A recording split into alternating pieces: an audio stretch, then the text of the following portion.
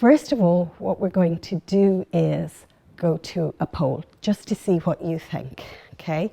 We're going to talk, our first topic is intimacy, so we'll dive straight into that. Our poll is, please rate your level of agreement with the following statement. I am not comfortable talking about intimacy to my stoma patients. You either strongly agree, somewhat agree, neither agree nor disagree, or somewhat disagree, or strongly disagree. All vote now. And you have about 30 seconds to vote. Lorraine, intimacy, while the poll is going on, intimacy is such a difficult subject for healthcare professionals to talk about, isn't it? It is, yeah. And it's interesting what you said about let's dive in first about intimacy. That's not what happens in the real world. No. I think it should. I think it should be addressed early on. But let's see what everyone watching today feels about how they feel about asking about it. Okay. Right.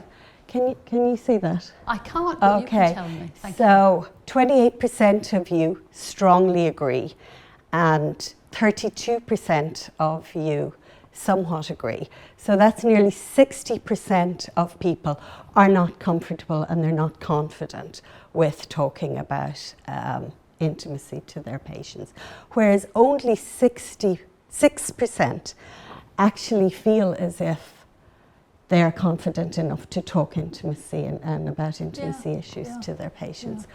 Thanks for that, Mary. So there's a lot. I'll hand over to you now and you can... Thank you. I'm not surprised to hear the stats there. I was really embarrassed talking about intimacy with patients when I first started doing this job. Let me tell you a bit about my title, Psychosexual Nurse Specialist. And I know people are watching from all around the world and our roles may be different. There may be stoma nurses watching this. We might have some dietitians, doctors, surgeons. Hopefully we've got all sorts of healthcare professionals watching. I've been a nurse for 40 years this year and 27 years as a psychosexual specialist managing sexual difficulties for patients, all patients. And why I did my psychosexual training was that when I was a clinical nurse specialist, running an erectile dysfunction clinic, talking to the patients, I felt that I needed to expand my knowledge to feel more confident and feel braver myself in asking the questions. So I went off and I did some training, and so that's my psychosexual side of my title. I am a nurse.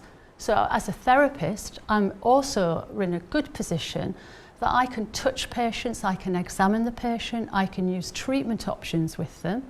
And the specialist is because I know my area of expertise and I stick to that with my boundary setting. So that fits nicely, I think, into the title, Psychosexual Nurse Specialist. And patients, we are in such a great position to be the professional asking the patients about sexuality and intimacy. And hopefully by the end of what I've spoken about, and I'd love to invite Mary over to my coffee shop area, because actually when we're talking about sex with patients, we're not going to do it on the ward where it's busy and everyone can overhear, but it might be we're in our clinical room, or it may be that we will close the curtain or shut a door, and that will allow us to have some private time, a bit like hopefully we're going to have now. So let's move on. So hopefully with this session we'll talk about the common problems that can occur talking about intimacy. We can think about when's the best time to start that conversation, and what difference can be made. Let me tell you now, if you ask one patient next week some questions about their sexuality or intimacy, they will be so happy about it. You will change their lives. The stoma has changed their life, and you've got that opportunity to do so.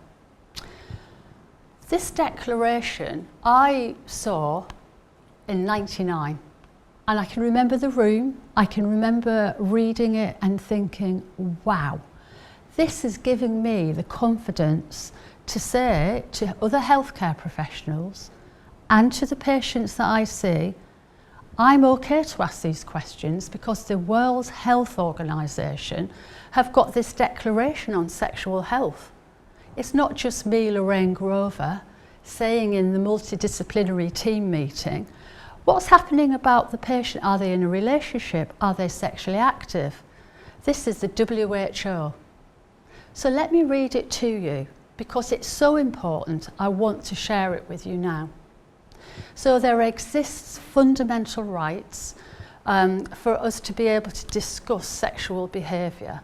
And we've got to have freedom from fear, shame and guilt and beliefs that can affect sexual behaviour. And as so many of you are on here from around the world, your own culture will have your own thoughts and fears around sexual behaviour. And that may include things like self-pleasure or masturbation, which are words that we use quite frequently in the field of sexual medicine, but there may be words that you do not feel comfortable talking about. I didn't feel comfortable using the word masturbation years ago, but the more I've done it, and as my team will say, I use all sorts of words a lot, and it helps to just dispel the myths and make us all feel comfortable asking the questions. So bear that in mind. And also this bottom paragraph, freedom from organic disorders, disease and deficiencies that interfere with reproductive and sexual health. So with a stoma formation or with a colorectal disease, it does affect these areas of people's lives. You're so aware of your appearance. I mean, I'm probably like that sort of person anyway. It is a bit, yeah. But so it was so tough at 23 and being single and thinking, God, is anyone gonna want to go near me? Having to talk about this. It was a big thing. I think there was a picture of an older couple in that booklet, and they were clearly in a relationship, and one of them had got a stoma. So that was about it. There was no mention of it. I think it would have been nice to have spoken about it. I wouldn't have instigated that talk, especially at that age and, you know, not feeling very well. But maybe for the stoma nurse, they didn't feel comfortable instigating that either. But I think it would have been quite nice, maybe, to talk about it. Yeah, it's interesting you saying about them not feeling comfortable about saying it as well, because you know that it's all very well thinking of it from an ostomist point of view of what do you want to talk about, but the nurse might not want to do it. Powerful. Well, that was really great hearing Joe and Charlie, and they and she spoke about how they were feeling. They're very relaxed with each other. And it's interesting when we look at this slide that I think talking about sexuality, people often think of it as a male domain. The penis is visible. Our genitalia is more hidden. And yet here we see that 81% of women, when asked about the importance of discussing sexual issues, said it was extremely or somewhat important. And I think we might be hesitant to ask women about their sexuality, but look at this stat, we should be asking. And the colorectal study here, look at this, the feeling of embarrassment or inappropriateness as a barrier to discuss sexuality.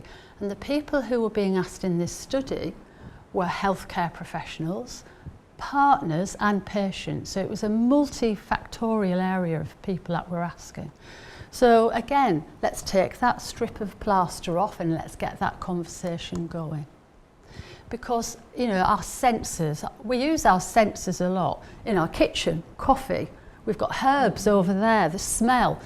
Sex, we have our senses. Sight, smell, taste, touch. Our patients are aware of them. And they're aware of them to a heightened degree. When they have a stoma, they might be worried about the smell coming from their stoma, their body image, how do they look? They may feel very angry, they can feel isolated. How can I rekindle intimacy since I've had this stoma? Well, if you think about the senses, there's lots of things we can talk about to our patients about heightening their senses in other areas of their body. Because what we don't want to do is have that patient feel isolated. Not only the patient, but we don't want the partner of a patient in that relationship to feel isolated and alone. So there's lots we can do.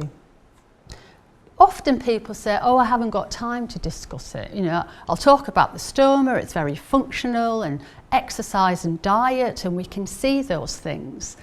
But our emotional well-being, we can't see. And I think, you know, with days of COVID and mental health issues, our mental health is a really important part of our whole holistic care and our well-being. You know, Mary said earlier on, we're not presenters. You know, we've all had a bit of mental anguish about today, but we've all got a passion and want to share it with you. And that overcomes our mental anguish about a camera, pressing a button, when do we do it?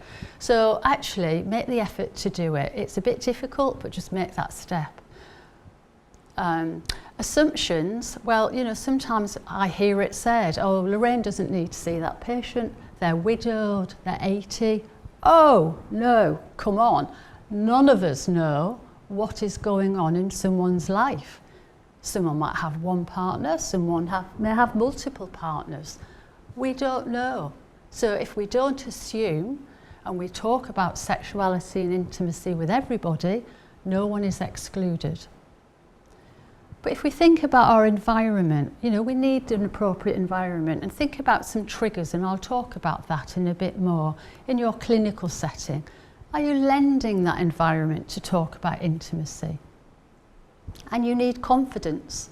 As I said, I needed it at the beginning, and it's got better over time. We're all sharing information to hopefully get you to feel more confident. And here we have another video. I think it's really important just to receive those messages from professionals that you're dealing with, because if they're able to raise it with you, that gives you as the patient a very strong message that what you're going through is absolutely normal. And, you know, they're not going to be able to give you all the answers, but the fact that they're aware of it and are caring enough to mention it to you and ask you about it, it kind of gives you a license to then go on and explore and think about it and talk about it with your partner. I wouldn't expect them to be experts in giving you advice. And I think there is also the the potential impacts of surgery in terms of nerve damage to that area and potential impotence, and getting advice. I've certainly had advice from my surgeon about, some of my problems with my sexual life could have been to do with that, and getting that checked out. And that's all really important stuff to just be able to mention and open up a conversation and give, very basic advice about, talking about it with your partner, or signposting to something, to a service, or, some talking therapy, or going to, using peer groups.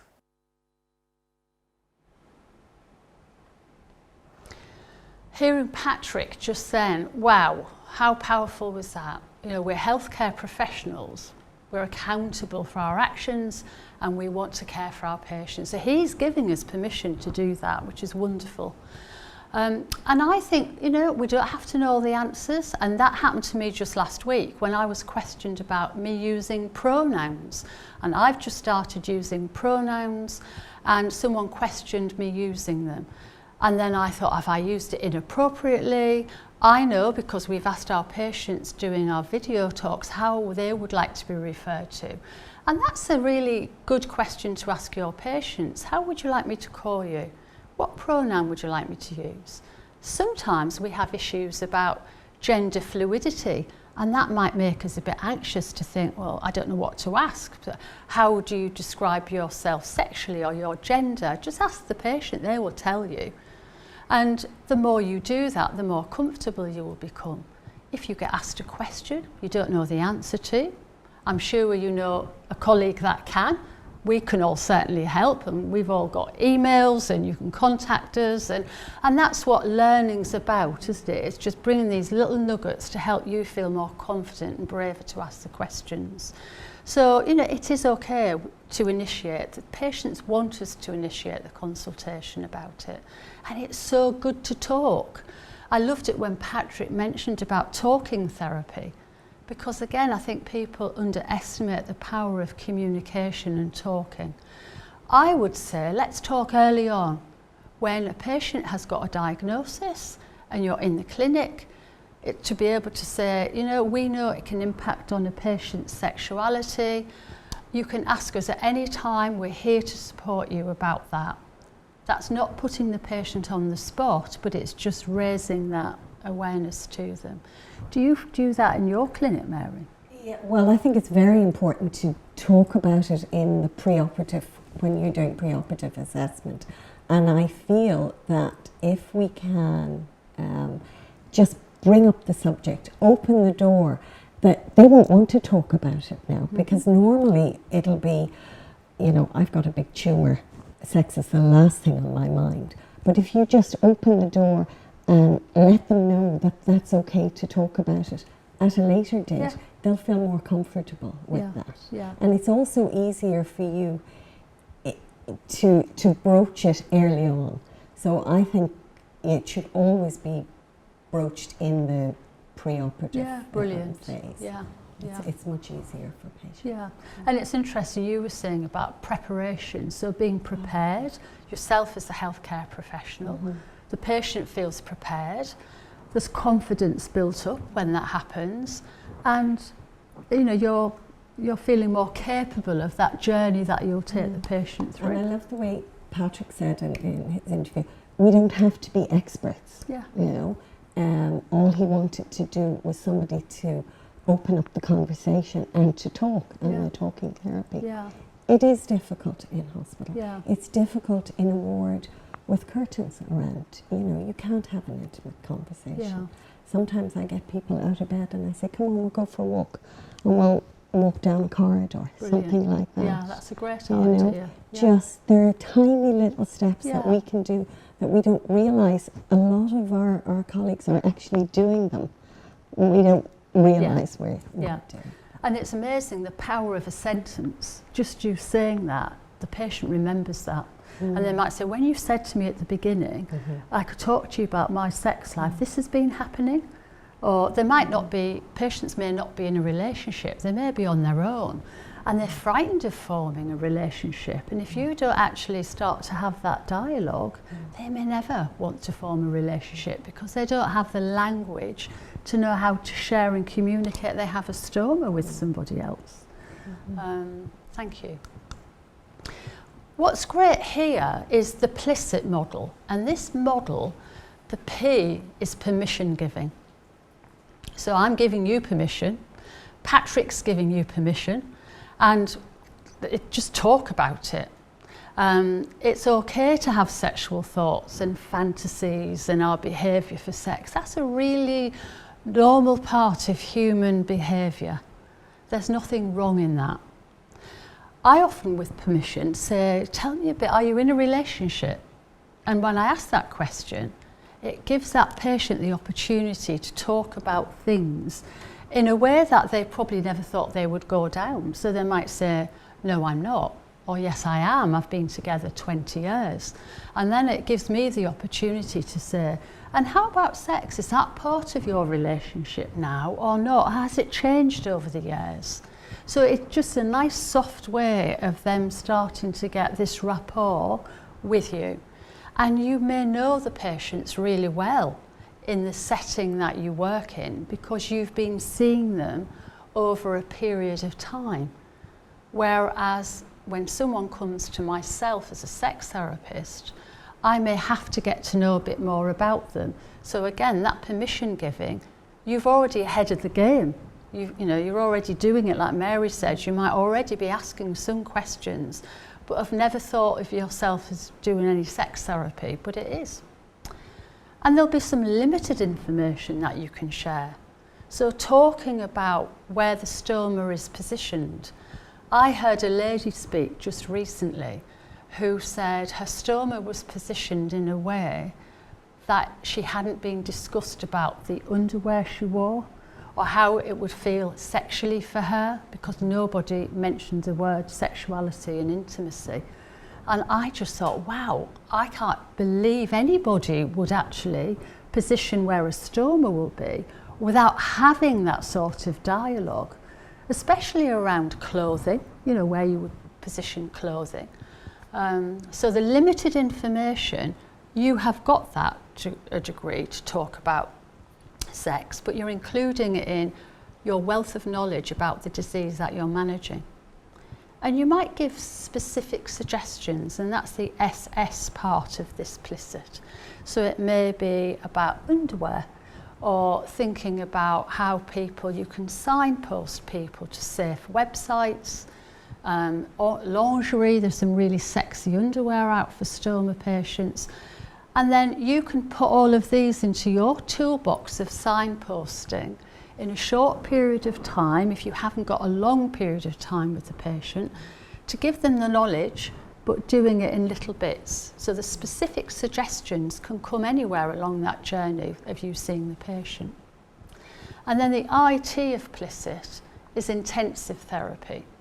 So I may see patients who've had the initial discussion and they've got some limited information, they've been given some specific suggestions, and then it's been, let's see Lorraine, and I might talk a bit more about things like sensate focus exercises. And that's when I get patients not to think about intercourse, because sexuality isn't about sexual intercourse. It's about intimacy, caressing and touching and feel. And with sensate focus exercises, I'll get couples to explore each other's bodies, avoiding the genitalia, avoiding the breast area, because the skin is a massive erogenous zone. You know, we can caress skin and it will feel a certain way. There may be areas around the stoma that could be numb, but there are other areas of the body that can be awakened with touch.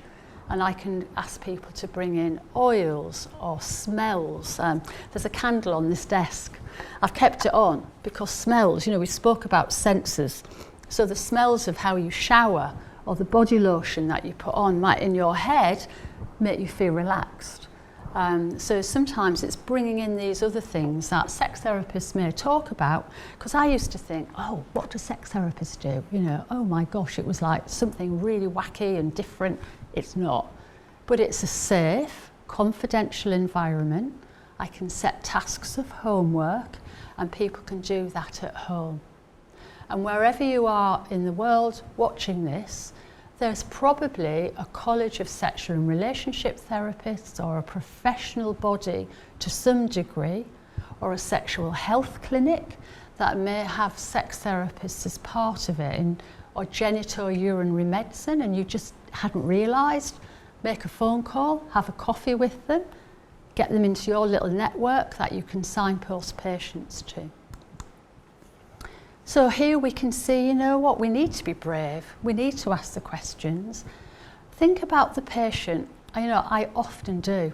I'll think about what can that person be going through since they've had that stoma. How may that be making them feel? And I want to have things on my desk that helps the confidence. On this bottom picture, you can see my desk in what I would call full swing. And some of the bits on there, you know, some of you, I hope you're not offended by things like the penis, which is a dildo. I've got a soft penis that I show about how certain treatments work. But what we've got in our education hub from all of us is lots of information. And some of the information that I have is the erection hardness score and some questionnaires that you can print off. You can give them to the patients, they can fill them in and give them back to you. So that's not taking time up in the short time you may have in the clinic, but you've got some reference to a baseline assessment of their sexual function. And they then help us to action the change. So, you know, thinking about your clinical room, what have you got there as a sign that says, you know what, I'm okay to talk here about sexuality. I love this picture of this couple laying together.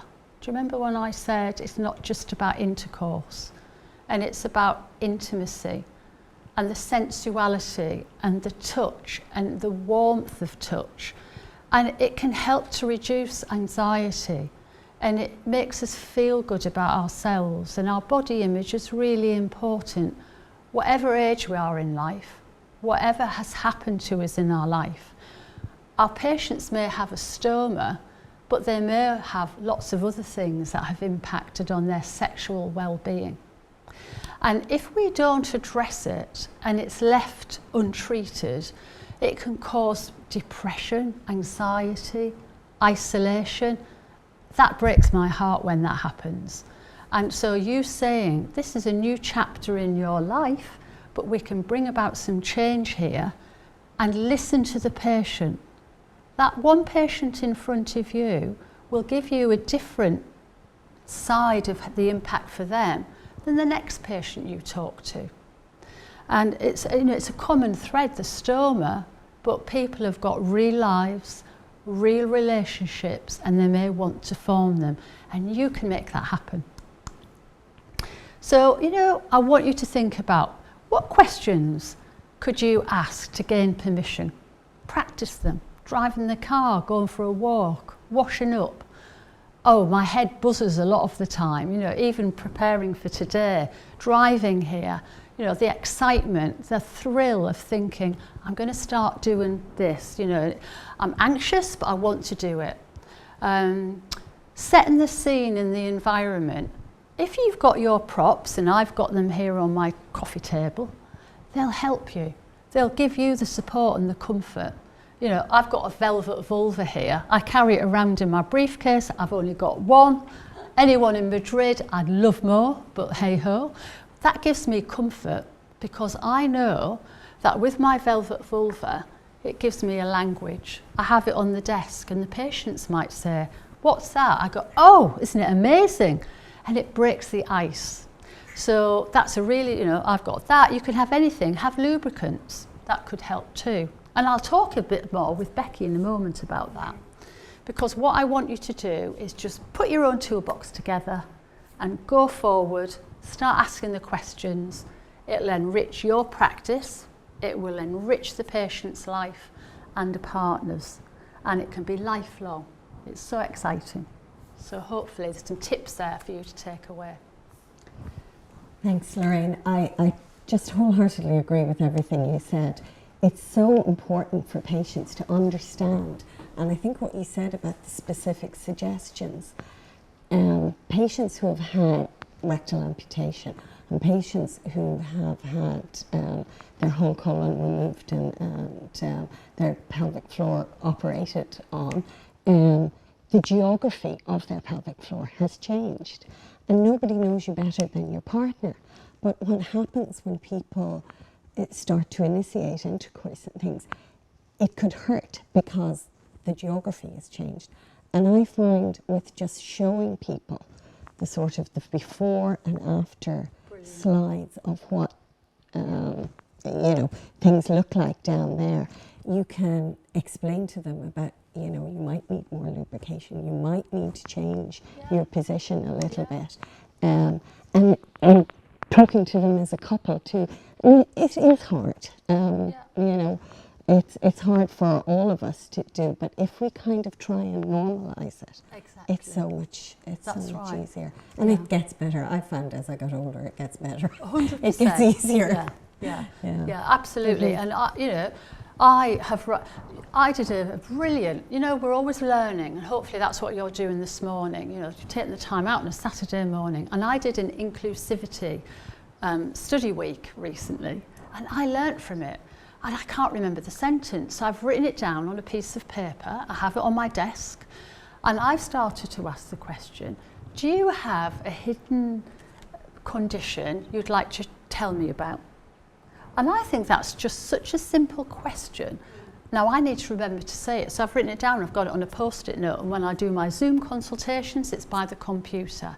And that allows someone, they may say, yeah, I've got a stoma, but if I'm seeing someone with a different disease, and I'm not seeing them regarding a stoma formation, that could be very much part of their intimacy issues, but no one's ever asked them, do you have a stoma? And it could be anything, it could be hearing. So, you know, I wear hearing aids, I'm not embarrassed by it. Actually, in sex, you need to be able to hear what's being said. So if someone was to say, yeah, I've got a hearing impairment, I'd go, oh, that's so interesting. Do you wear your hearing aids during sexual activity? Because to get aroused, you need to be able to hear. So I've written it down on a stick-it note. So you might put down a question that you feel confident to ask about intimacy. And then I've written on a piece of paper here, and I said to the girls yesterday, if anything happens to me overnight, I've got some messages I want mentioned, and that's normalise the conversation because it will become easier. No one's excluded. Practice and rehearse what to say. That's important. You said, you know, when you were younger, and I was the same, it felt a bit harder, but it's become easier. And make that start to make the difference. Open the door. Open that door. Yeah. So. Thank you so much. You're welcome. Before I introduce Rebecca, I forgot in the introduction, I told you we weren't professionals, to talk about our hub. We have an education hub in the lobby. You'll be able to download the reflective tool so that you can use it during this morning, but also there are a whole lot of other resources that you can use as well. So, forgot to say that, but I'm saying it now. I'd like to introduce you to Rebecca, who is our behavioural therapist, and Rebecca is going to talk with Lorraine about small ways that we can make changes to help people make these difference in their life. Okay, so Yeah, just grab the clicker. Yeah. And poor Rebecca has a cold, so we have to excuse her if she sounds a bit croaky. Thanks, Mary. Hi, everyone. So, yes, I'm Dr. Rebecca Beacon, and I'm a behavioural scientist. So I do a lot of research on why people behave the way they behave, and also how we can try and support people to change their behaviours. And that's both in the context of patients. So I do a lot of work, including with one of our other experts, Sarah, looking at how we can support people living with a stoma to increase their physical activity. But I also do work around how we can help healthcare professionals to change their behaviours. And so I'm going to talk a bit about some of the tips for both of those things throughout today. And my role, I'll very much be talking at the end of each of the sessions about how to put some of these things into practice. So my ambition is that by the end of today, hopefully you'll have some tools and some advice that can help you to adopt the changes that will in turn support your patients to own their recovery and life journey. And we'll be providing some practical steps that you can take in your next interaction with a patient on Monday, or even some preparatory steps that you can do over the weekend, as well as some tools to help the people you support live their best life. And so some of my key takeaways, and I think some of these have already been covered, is that it's not about increasing workload. It's about using the conversations that you have with your patients already effectively. So you have so many interactions with patients, and as we heard from Patrick, they're so valuable. And I think it's very much about using those conversations that you're having to try and help them and talk about the things that are important to them. So it's not about having additional conversations, it's just about shifting those conversations slightly.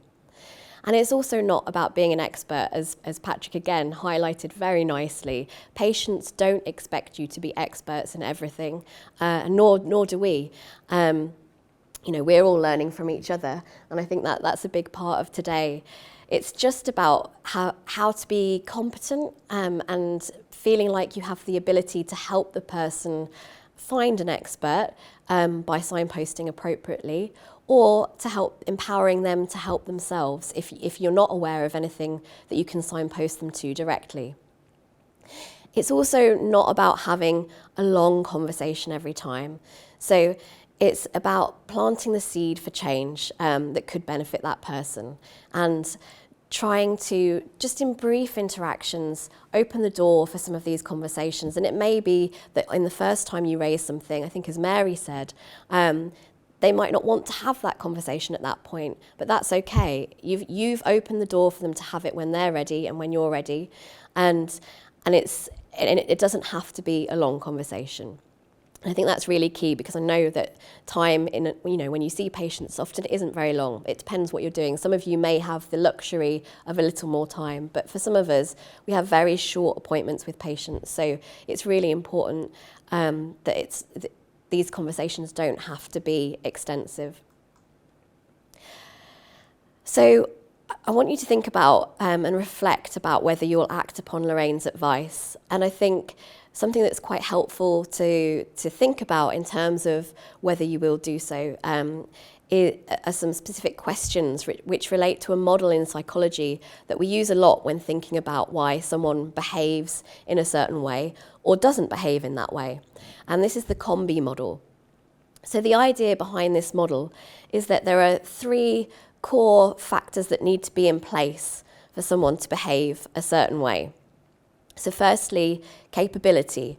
So do you feel like you can do it? And that's about having the skills, but it's also about having the confidence to do it. So it's not just feeling like you know what to do, it's feeling comfortable about it, it's feeling confident that yes, I can do this. The other thing that needs to be in place is the opportunity, so the time and place to do it. And as I said, you do have those opportunities in your conversations, but it's perhaps about making sure you've planned to do it so that you're creating that space, and also perhaps using your environment to help make that opportunity. So Lorraine gave an excellent example earlier about putting a post-it note on her laptop screen to remind her to ask a certain question, or having certain things in the room that not only let the patient know that if they want the opportunity to talk about something, they can talk about it, but also nudge you to raise those things and use those tools in your environment to create that space to have these conversations. And I think that's true of all of the things that we're talking about today. And then the last key factor is motivation. So do I want to do it? And that's not always straightforward. So we obviously all want to help our patients. That's why we're doing what we're doing. But sometimes these conversations can feel hard. They can feel uncomfortable, which even though you might want to do something, it does impact your motivation. There might be days where you're feeling tired, or like me, have a bit of a cold and a cough. And so, might feel like, I just really don't feel like doing that today. There might also be, you've been having these conversations or the appointments that you have with patients for so long that you've got habits, you've got routines and ways of doing things that you automatically go to. So that these things can all influence your motivation at the time, and thinking about them in advance and can help you to make sure that they do happen and that behaviour does happen, because you can start to think about how you might address them. And what of those 3 things you might need to work on to make sure the behaviour does happen. So what actions could you choose to take to try and support yourself to have these conversations? And I think this model is really nice, for thinking about it in terms of yourself, but also when you're talking to your patients about behaviours that they might want to change. Thinking about those 3 areas, where are the challenges for them? Where are they struggling in terms of making a behaviour happen or not happen? So Lorraine, what do you think about that model? How does it fit with what you experience in practice? Yeah, it absolutely does. And it's almost like, if I'd known about this model years ago, my confidence would have been greater when I was younger and I started off. Because you sort of plough through treacle sometimes, don't you, doing anything to try and bring about a change. So again, a bit like that WHO, implicit, and then this. Wow, what a whammy. If I've got things here in my armoury to help me say to my multidisciplinary team, because we're often working with other healthcare professionals, let's think about how we can bring about the change, because you can feel on your own and it's hard. So I think it's an excellent way of and even I just sat listening to you now, I'm thinking about, wow, you know, how is this affecting me in other areas that I may not feel comfortable talking about? Because in honesty, I don't see many stoma patients. So, you know, I thank God I've got Mary here as well, because I'm learning. When Mary spoke to me just now, wow, what a wealth of knowledge. I feel more confidence if I do get a patient with a stoma. I feel more prepared. Yeah. So I think it's a really simple, good way to think about things. I think the other nice thing about it is that if you look at the arrows, so the behaviour also influences those things. So for example, the more you do something, the more capable you feel, and the more motivated you feel to do it if it has gone well. So then that makes it more likely it will happen again and again as time goes on. And even if you get a knockback, and you may, you know, someone might come back to an appointment or not come back to an appointment. And I'm the sort of person, I think, oh crikey, did I say something? Did I upset somebody? Have I offended? Actually, it's just to let that thought go out, because it's not always that. There are other issues going on for your patient. And Mary said it might not be at the beginning they want to talk about it. It might be 6 months down the line. It could be a year down the line. But, you know, it's that arrow reversibility is an important thing to remember. Yeah, and I think people are really complex, and that's why behaviour change is hard. Yeah. And as you say, you don't know what else is going on for people, and I think we're all prone to, if something doesn't quite go as planned, to put it on ourselves, but there can be all sorts of factors that are coming into it. Yeah, absolutely. It's great. And so in terms of that opportunity and the time and place, and I think you touched on this a little bit earlier, but I just wanted to come back to it. So a lot of people don't have very long. So what are some of the things that they can do to try and make those conversations, to make the space for those conversations in appointments? Yeah, I think as Mary mentioned about walking down the ward, you know, if you're walking down the ward, that's a good opportunity to talk about something, to be observant. How was the body language of the patient walking down the ward? Or if you're talking to them about changing the stoma bag and how to do that, you might want to bring up, as you're doing that as well, tell me a bit, how is it making you feel as a sexual being, you know, as you're doing something else with that patient. We've mentioned in the hub about the questionnaires. The questionnaires are great. There's because you've got a baseline. There's a really simple one. It's just 5 questions you ask, and it flags up if you've got a sexual issue. Speak to your healthcare professional. So there are tools that we can use as documentation that are used internationally and are in different languages as well. Brilliant. That you can download and use that as a resource. And are they easy to use? Do you have to... Really easy, Great. Yeah. The sexual health inventory for men and the female sexual index are really simple. And the erection hardness score, which is 1 to 4. So if someone's asking about erections, because we know, and Patrick has mentioned it in one of his films, about the nerve damage that can happen to the genitalia of men, and it can cause erection problems. The erection hardness score is 1 to 4. So if a man says, oh, well, I'm 50% there, I don't really know what that means. But if he says, I'm 2, there's a bit of thickening to my penis, or I'm 4, I'm fully rigid and hard, that's like your forehead. A marshmallow is more like a 1, it's like the end of your nose. You know, it gives us a scoring system that I can say, actually, I saw this gentleman and he's got a grade 2 erection. It's far better than saying he's 50% there. So it's a really simple tool. You can print it off, laminate it, and have it on your desk. And that's another visual aid to get the conversation going. But it's a medicalised questionnaire as well. It's got, it's been, it's not just something I've designed. It gives credence to it. Yeah, exactly. Yeah. So I'm just going to ask you to recap on the sort of the 3 practical steps that you can do now, which obviously that feeds into, I think. Yeah, thank you. So, you know, as I've said, think about your environment, have it private as it can be, because you'll all be working in different circumstances. Have a list of questions that you're going to ask and write them down. Feel confident when you're asking them and practice it and rehearse it. And then the other big thing is just to signpost, you know, to have a list of clinicians that you can call on or you can direct a patient to. Some charities have got lots of great information, and it will give that brave, be confident and action things. So, you know, I think we can all do those three things to some degree next week. Yeah. Thank you, girls. That was brilliant. Now let's see what you think at home about what Rebecca and Lorraine have just shared. We're going to have another poll. So if you could please rate your level of agreement with the following statement. I am very confident I will be able to action one or more pieces of advice offered today. You strongly agree, you somewhat agree, you neither agree nor disagree, you somewhat disagree, or you strongly disagree. All vote now, and you have about 30 seconds. So it'll be interesting to see the difference, won't it?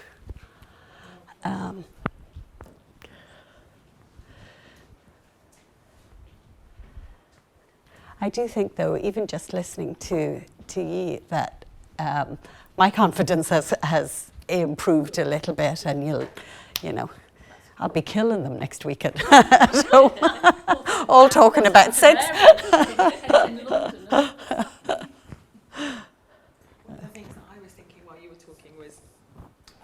We probably all have built our confidence over time with talking about poo, about stools and about rectums and things like that, because we have to as part of our work. But perhaps people are less confident about talking about sex and sexuality. But as you build that confidence, just like you did when you were first starting to learn to talk about people's bowel movements, it will become more comfortable for you. Yeah, it's a really okay, good point. we have the results of our poll in now, okay? And okay, things have improved. 40% of people strongly agree, and 46% of people somewhat agree. So that's 86% of people feel that they will initiate some actions, and they'll be able to put the advice offered today into practice. And we've gone from 6% that strongly disagree to 1%. So that's 5% of people. That's really good, isn't it? Yeah, and I think, you know what, it's okay to say, I don't want to do this. This just isn't my bag. You know, put your hand, because you'll do more damage than good. We're just going to go and go to video now. Actually, well, I don't ever remember noise being discussed. No, never. And it's one of the worst things, definitely, because the minute you have breakfast in the morning, I remember with my partner now, like the first few mornings, waking up together and having breakfast together, because it's been inactive all night, as soon as you eat, I don't know about anyone else's stomach, but mine goes crazy. It's woken up, it's just been fed, it's coming out the other side, and I'm like, oh my God, sorry, that's my stomach. I think it's the worst bit, really, for me.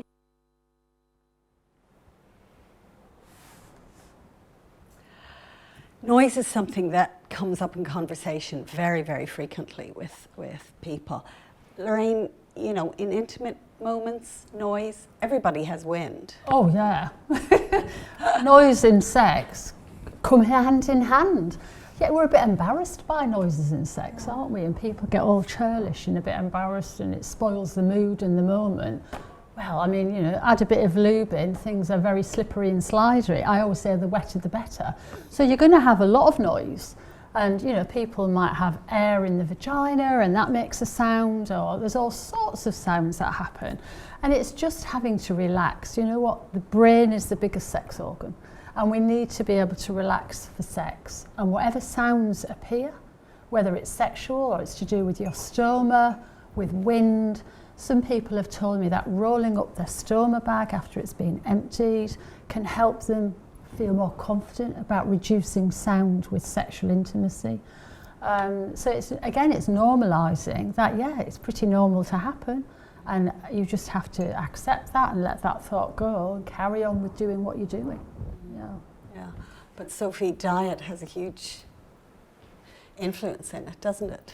Yeah, absolutely. And what we eat has an impact on how much wind we have. As those of us who are, like I like to say, plumbed in the way we were born, we are, have a normal function in our rectum and everything else. All of us, different foods have different effects, and we've got some lentils and beans on the table, mushrooms here, which are all foods that cause everyone to have more wind. So some people will have more wind with certain foods than other foods, and that can have a big impact on their experience of living with a stoma. And some people are much more attuned to that gas and that wind and feel much more embarrassed about it than others for lots of different reasons. But if people have I have a lovely patient I've been working with recently who wanted to be able to stand up and make a speech at his son's wedding with confidence without his bag making a lot of noise. So we worked very carefully together on a plan for that specific day on what he could eat and drink in order to minimise that impact so that he could enjoy that special day. And he wore a stoma belt to muffle it, and I think sometimes the flapping of the bag that can happen when the wind occurs is part of that noise. So if it's a bit more compressed, that can really help. There are lots of things as a team we can do to make those special moments and to have a bit of a strategy in place for those important occasions. Maybe some people have a time of day that their stoma is quieter and they might want to prioritise sex at that time rather than times of day when it's noisier, like we were hearing on the video. The dietary advice we might give someone to control their wind isn't necessarily what we would want them to do all the time, because it's not necessarily as healthy as we'd like their diet to be. But certainly for those special occasions, for students at university who have to sit in quiet lecture halls, things like that, we can certainly do things to support them to reduce that noise as much as possible. And that can be something that enormously improves someone's quality of life. So it's a real privilege to work with those patients and achieve those things for them. I think you're right, Sophie. As somebody who lives with the stoma, my experience is, like Charlie was saying in the video, if you leave a really big gap before you eat and you end up really hungry, like first thing in the morning, or if you've not eaten for a while, that's when my stoma is more noisy. It's been asleep for a while, and suddenly it's like, oh, there's food coming through, and it starts making a lot of noise. I don't feel particularly embarrassed about mine. I'm in a position where I just sort of laugh it off, but I also appreciate not everybody feels that they can do that, and people do feel very embarrassed. So I think, like you say, Sophie, some actual practical tips of diet management, compressing it maybe with your hand or wearing a garment of some description to aid with those things improves quality of life. And coming back to intimacy and living with a stoma and trying to deal with noise in the bedroom as well. Everybody makes noises in all sorts of orifices when we're having sex, and that's normal. But equally, there is something about having a stoma making, noises in an intimate moment, which is you just go, oh, because there's part of you which doesn't want it to be there. You're kind of like, I really wish this thing wasn't on my body and I didn't have to deal with it. But I think the only thing that I've really found in that moment is just to use humour and just work through it that way, because that, for me, is how I deal with it. So. Yeah, and sex is adult fun. And I think humour can be used a lot. Absolutely. To dissipate anxiety and stress and, and acceptance. Yeah, maybe we all take sex a bit too seriously. We need to just chill a bit. Relax a little bit. But there's some lovely underwear and stuff you can get now. Yeah.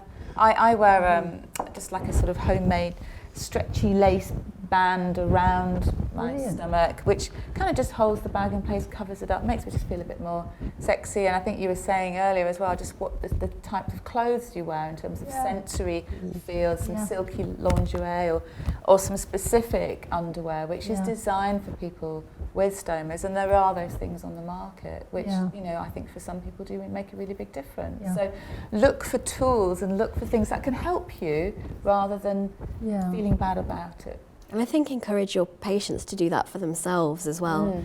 As we said before, we don't expect you to have all the answers necessarily, and I think it's very much about empowering them to start, finding these solutions for themselves. Right. I think as an individual, people may not take the time to buy a nice pair of knickers and a bra that match. in a bit of fancy underwear or a special shop because they don't feel they're worth it. But you are. Individuals are worth it, and if you feel good under your clothing with something that feels nicer, you'll feel more confident. So, you know, splash out a bit and buy. I think, you know, one of the things when you're given a stoma, one of the first things you sometimes get given a leaflet about, you know, high-waisted knickers, and a lot of my female clients and friends will say to me, and then I've got to wear these disgusting high-waisted granny knickers, those sort of support pants and all this sort of thing. The Bridget Jones. And it's just, you know, I remember before my stoma I used to wear, you know, sort of sexy little thongs, and they went straight in the bin.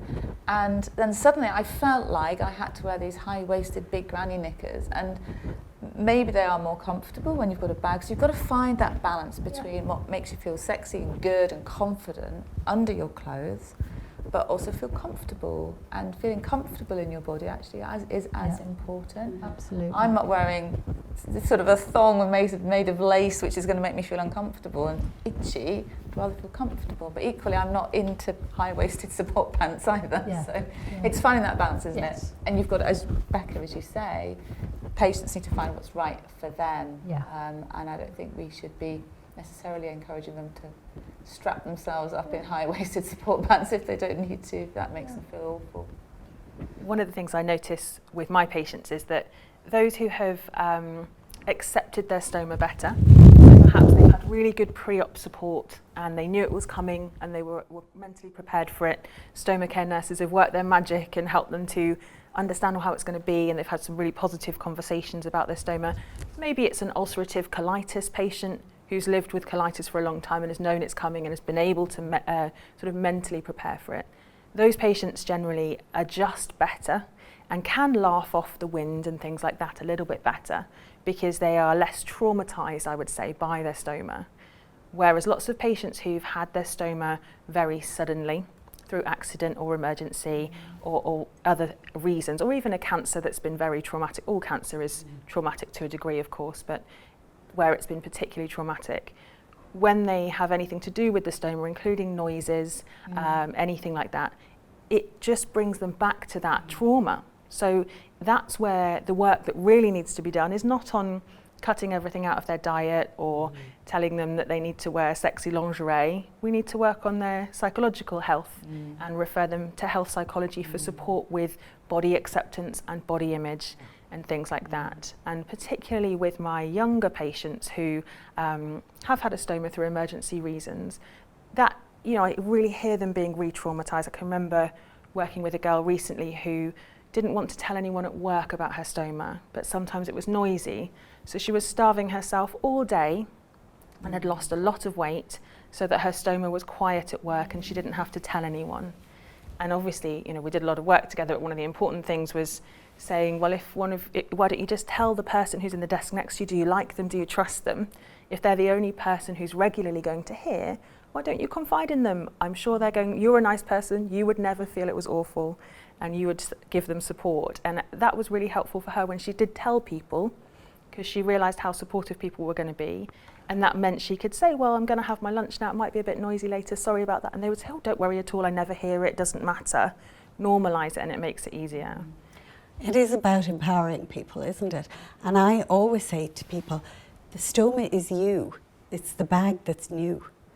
You know, it's a part of you that's always been there. You just could never see it before your surgery.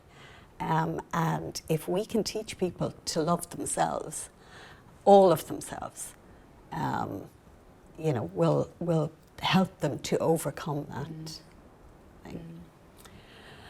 Okay, I think now that's the end of the first section of our program this morning. We're going to go to a break in just a moment. I honestly can't thank you enough, girls. It's just really good to have this open discussion about something like intimacy, and you know, everybody, whether they're 80 or 18, are a sexual being, and we tend to forget that. And I think our surgical colleagues tend to forget it as well. And they'll say things like, well, you don't need to talk to them about that, Mary. Like, you know, it's, but everybody needs it to be addressed with, you know, and there is so much more to intimacy than just penetration, and that you can have a cuddle on the couch, and that's what we have to be able to say to our patients. So I think we'll take a break now. And when we come back, we're going to explore nutrition and diet and talk more closely with Sophie. Is that okay?